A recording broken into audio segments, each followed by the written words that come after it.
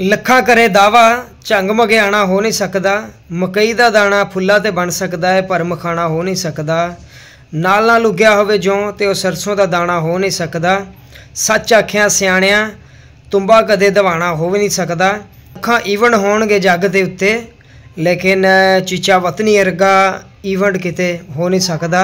राय stadium वर्गा all Pakistan cross single wicket tournament यहो जिहा ईवेंट किते हो नहीं सकता। और तमाम शायकीन को वेलकम खुश आमदीद कहते हैं।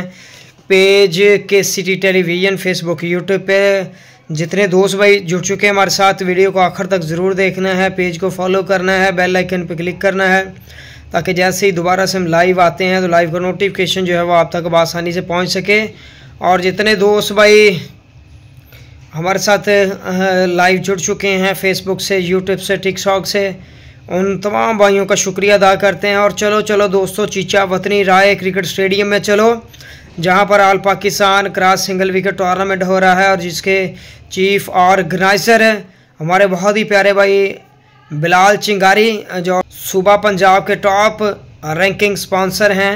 बिलाल चिंगारी भाई जो इस टूर्नामेंट को स्पॉन्सर कर रहे हैं और उनके साथ हैं अब्दुल्ला भाई, तो उनका भी शुक्रिया अदा करते हैं कि खुदा जो है वो उनको उनके इस नेक मकसद में कामयाब करे। और खुद मुलाकात होगी आपके साथ चीचा वतनी में, और तब तक के लिए खुदा हाफिज़। Thank you.